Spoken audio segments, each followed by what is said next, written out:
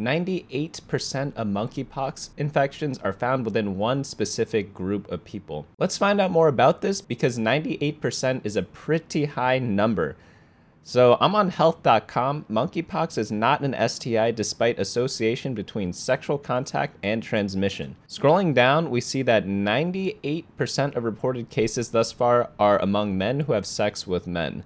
And this is from the World Health Organization. The WHO leader advised gay and bisexual men for the time being to reduce their number of sexual partners to slow the spread of monkeypox within those communities. Okay, so that's one view. Let's look at another view. This one is from Dr. Nicholas Turner, who is an assistant professor of medicine at Duke University.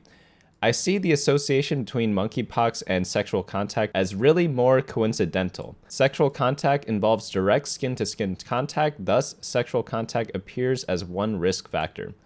So that's two pretty different views. So one person's saying, oh, avoid sexual activity. There's a conservative, I think like House representative here that says like it spreads through like gay sex orgies. So there are a lot of different sides to the argument, and I kind of get the reasoning for all of them, believe it or not. However, I think this bottom one here is the one that I kind of take the most issue with. So I'm on the Department of Health website for the government of Western Australia.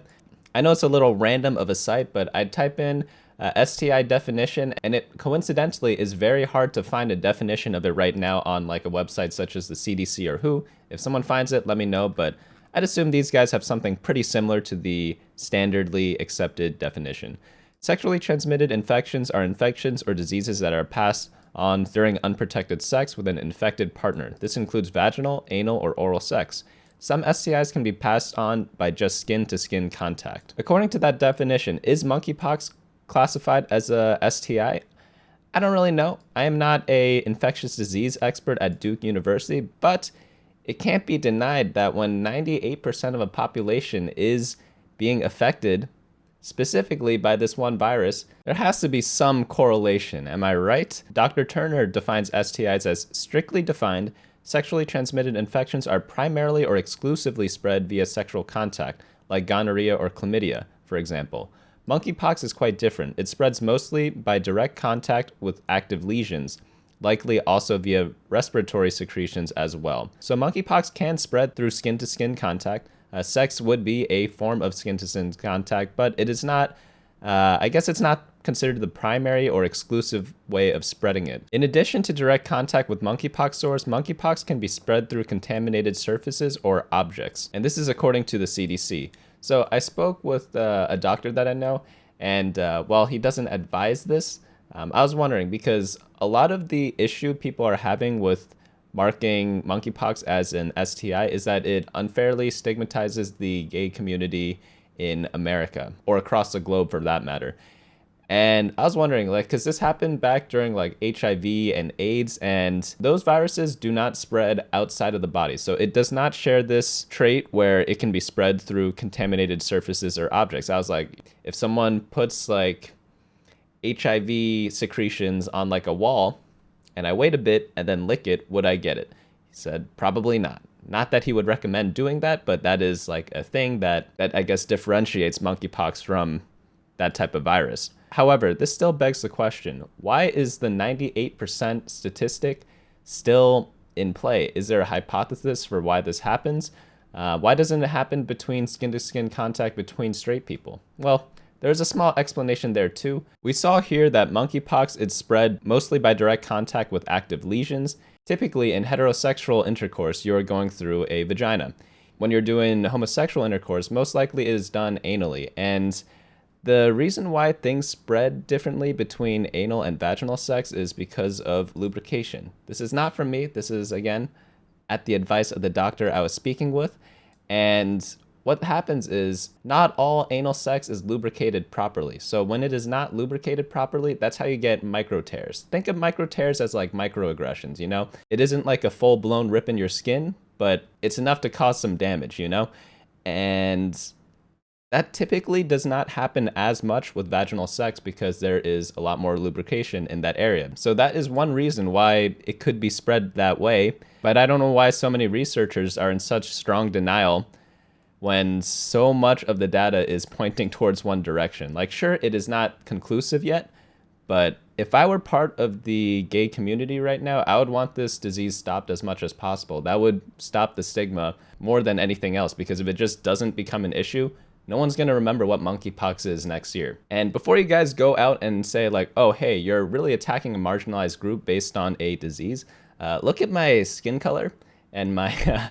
I'm guessing you guys can get a good guess at what my nationality is and what I had to deal with during the COVID epidemic. And the one difference between monkeypox and COVID is that 98% of COVID cases were not part of Asian American people. In fact, 98% of the cases weren't even in China. It was pretty much spread all across the world. And based on how many people say konnichiwa to me on the street, I'm guessing that people don't even know that I'm Chinese. Keep in mind, even though I am Chinese, I am an American, and I therefore should not be associated with the spread of the virus inside of America, because I'm just as American as anyone else, at least according to actual definitions on nationalities. However, because China was associated with the start of the virus, everywhere I went, I did face discrimination. When I was in Europe during the start of the pandemic, I remember this one time where we were walking down the street with me and my family, and then security guards, so people that were supposed to protect people, actively covered their face as they walked past us. And this was before anyone was wearing masks. This was before travel bans were starting up. People were actively already discriminating against us. As soon as he passed us, he went back to normal because they were all European people around him after that. That is just one of many cases where I faced discrimination for COVID, even though I am not even nationality-wise Chinese. I am nationality-wise American, and I actually never went to China since COVID started, so there should be no reason for people to suspect otherwise, and most people can't even guess what my correct ethnicity even is. And I'm willing to bet that a lot of other people of Asian descent are facing the same issues, and it's completely different than this one because, again, 98% of the cases don't affect specifically my demographic. If there was a disease that specifically affected Asian American males aged 25 to 35, then again, I would hope that people actually actively try to stop the disease rather than trying to prevent stigmatization. Because if the disease is stopped, no one's going to remember what monkeypox is 1 or 2 years from now. So I've seen some YouTube videos out there of people saying that like, oh, health organizations are like encouraging gay sex orgies, which I found a little extreme.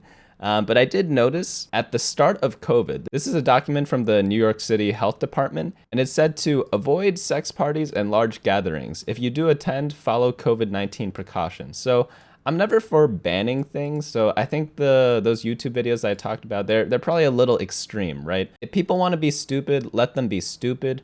Because they're mainly hurting themselves because they're spreading it amongst themselves. But at the same time, like, how can you advise people to avoid sex parties for COVID but not for monkeypox when there's one demographic that it is heavily linked to? Here's an article from Newsweek around May 20th, and it said that monkeypox cases in Belgium may be linked to fetish festivals.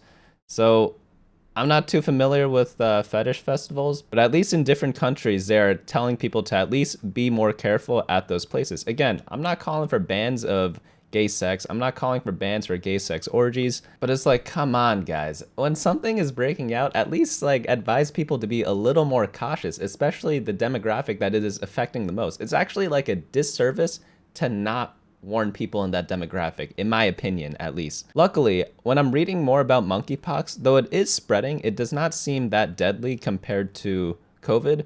So I guess we're being worked up for like not that big of an issue. I wouldn't want like the monkeypox lesions on me, but yeah, apparently it does not seem that bad in terms of like killing people. So I guess that is a plus. I don't know what the other side effects are, but total confirmed deaths outside of endemic Africa is that 6, or does this stand for something? I believe this might just be the flat number. Yeah, they're just like a couple deaths per day. Of course, like every human life is valuable, yada yada, but compared to COVID, that is really, really low. And more people die through like car accidents every day, obviously, than monkeypox. Yeah, we actually have the total amount here. Of course, if it does become widespread, it might affect a lot more people, but from the looks of it, we have like the total cases over here and then the deaths right next to it. It's like a pretty low rate of death rate, right? So at least it's not killing everyone. But I just don't get why people are so concerned more about the stigma than actually just putting a stop to it. Like it's very low number. So just put a stop to it, get people contained, find a way to treat them, and then you just don't have to worry about it again. But yeah, I've pretty much just been seeing too many extreme views from one side or the other. One side's calling for ban on gay sex because it's satanic. The other is saying like, hey, don't treat this disease or don't raise awareness for this disease because it gives a negative view for my demographic. But no, you should just contain the disease, then treat it, and then we won't have to talk about this ever again. I feel like if you still want to attend one of these conferences or like festivals, whatever you want to call them, go ahead, do it if you really, really want to. Just, I mean, practice some caution, you know, because especially if you're in the demographic that is heavily affected by it. And if you're not part of that demographic, don't like shame that demographic either, because people are just trying to live their lives and they probably don't care that much about your business either. So that is pretty much, I guess, the lesson of the day. Like, let's just focus on the actual issue at hand and stop making everything about politics.